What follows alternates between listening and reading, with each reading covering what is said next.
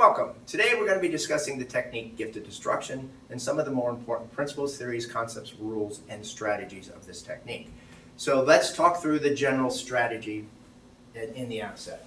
So what we basically have here is a handshake with a potential backup with a punch. So what we're going to try and do is we're going to try and create cancellations of zones, bring ourselves closer to this opponent, and that's one of the ways we're going to do it is by stepping forward and then hitting them with these short-range weapons.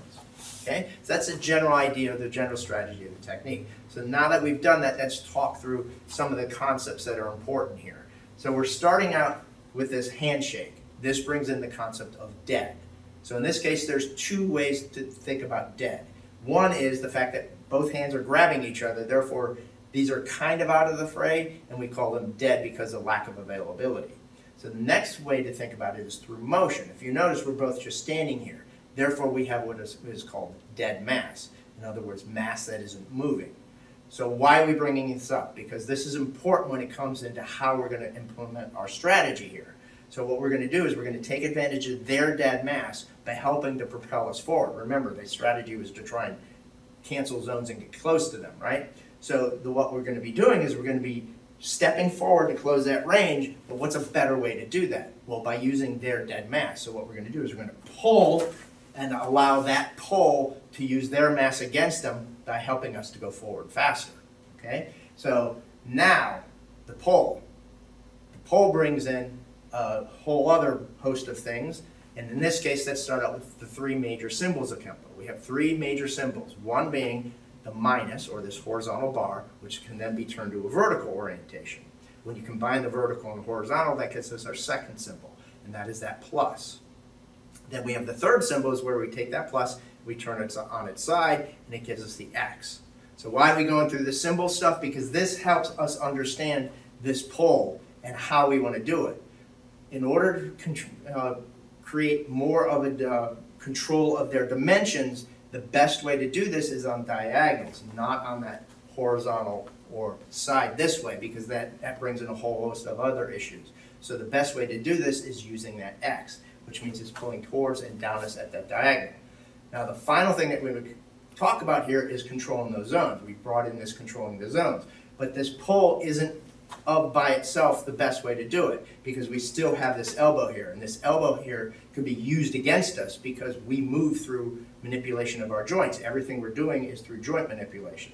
So in this case, what we're going to do is we're going to isolate that joint with this left hand to help us control all three of those zones at the same time: height, depth, and width.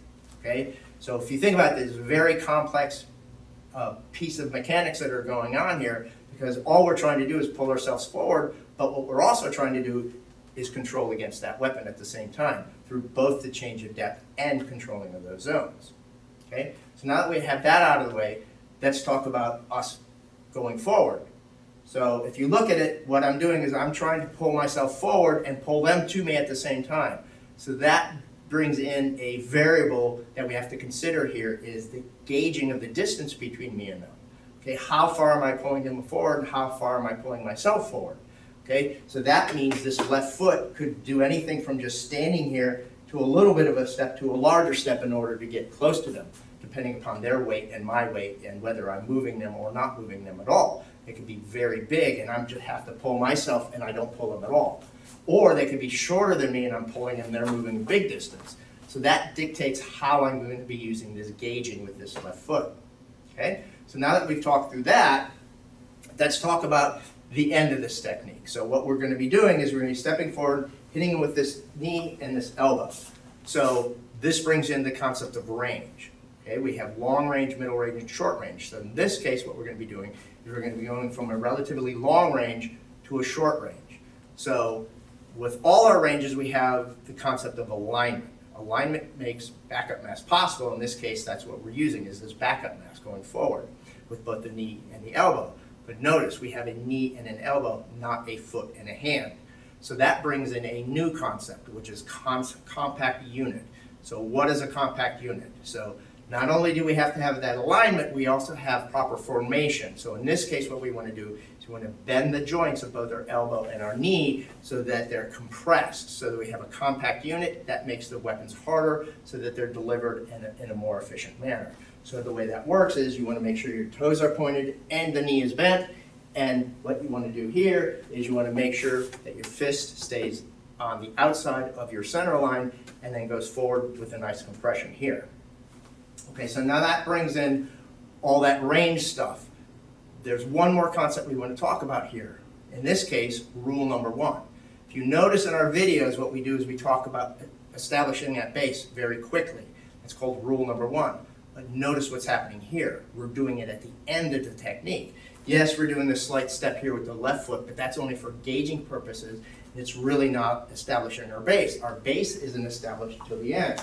So then you can say, well, isn't that breaking rule number 1? Well, no. We have other concepts like consideration. So in this case, if I were just to step back and establish my base, I haven't done anything to check this opponent off. So what we've decided here through considerations is that I can delay rule number 1 just a short period of time. So if you notice, this is done very quickly just to gauge that distance and close that distance, but I am establishing that base, or rule number 1, very quickly, even though it is delayed to what we call the end of the ideal phase of the technique.